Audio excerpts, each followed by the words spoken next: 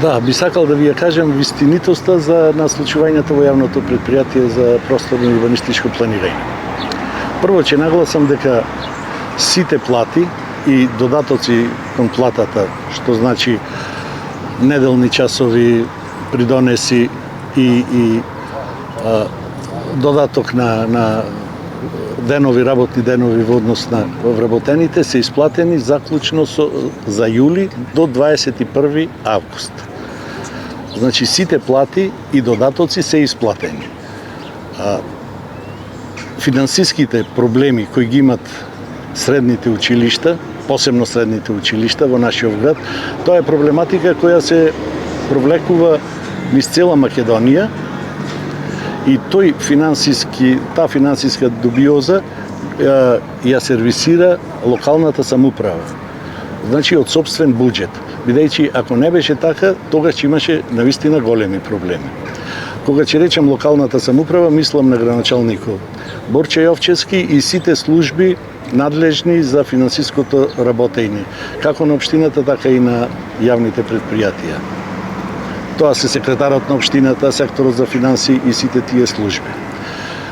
Голема улога во подобрување на финансиското работење има и Советот на општина Прилеп, која сесрдно го поддржува не само нашето, туку како основач на сите јавни предпријатија и нашето предпријатие, односно јавното предпријатие за просторни урбанистички планови.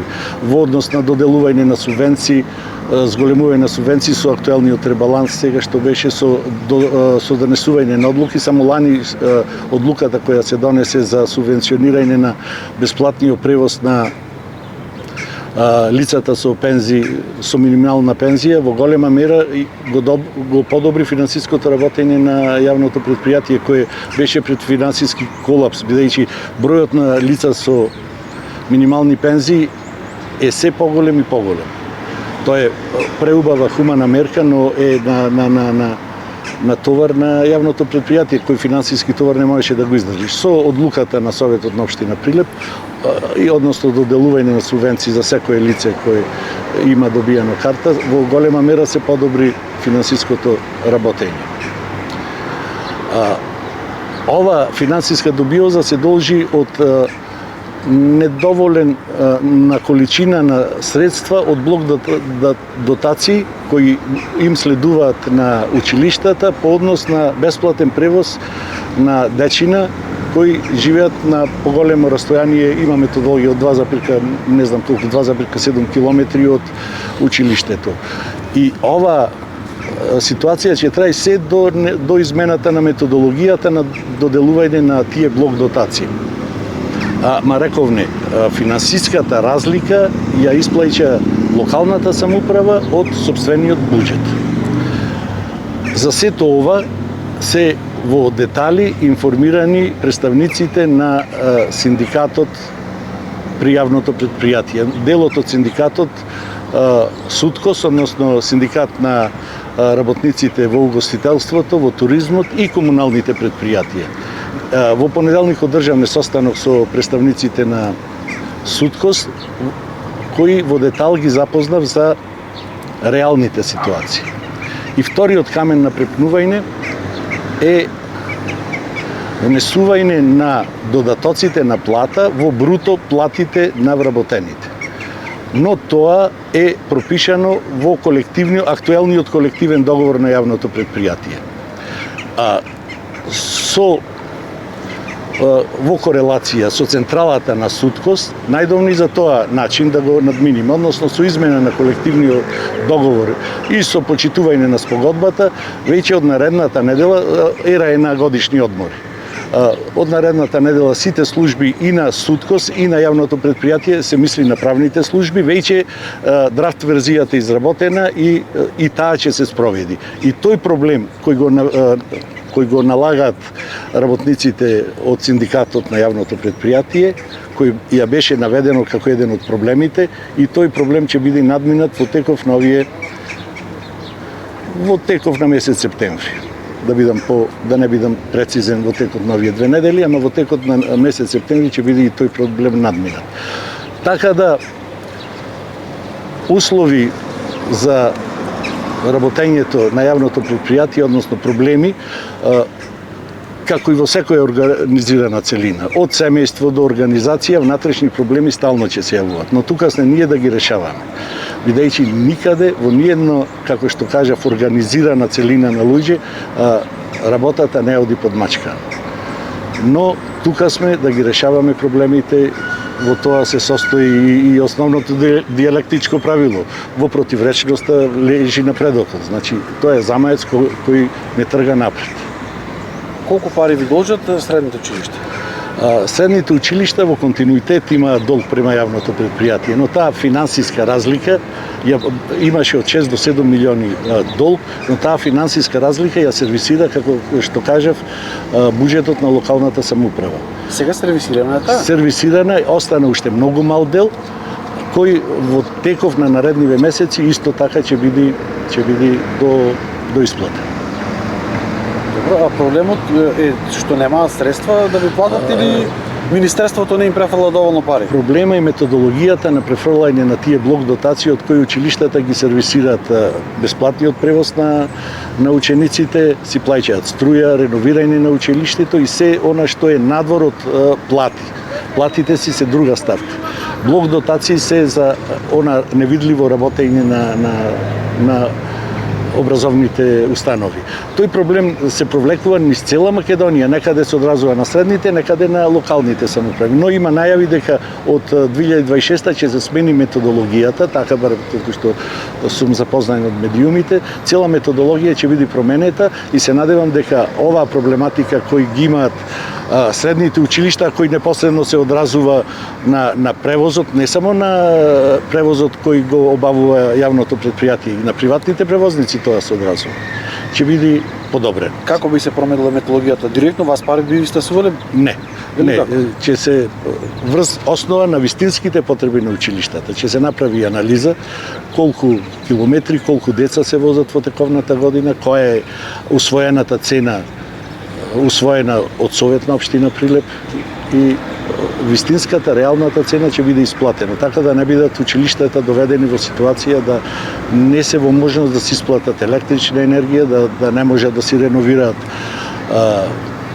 делови од школото кои се за реновирање, да не може да исплатат кон превозниците и така натаму. Дали има можност и повторно граѓаните да бидат доведени во ваква ситуација, да немаат градски јавен превоз? Во услови на демократија се е можно, но се надевам дека ваква ситуација во наредниот период нема да дозволиме да дојде. Дали можете да ги сервисирате овие обрти кон вработените преку другите дејности на предпријатието, да речем преку проектирањето? Јавното предпријатие, ве разбрав. Покави се обврските во тој контекст? Локалната самоуправа не име готови проекти што треба да ви ги платат, а не се платат. Јавното предпријатие обстојува на 3 финансиски столба. Значи, првиот финансиски столб е јавните паркиралишта, вториот финансиски столб е оделението за планирање и проектирање, третиот финансиски столб е јавниот градски превоз. И секое од овие оделенија си приходува средства за своето оделение.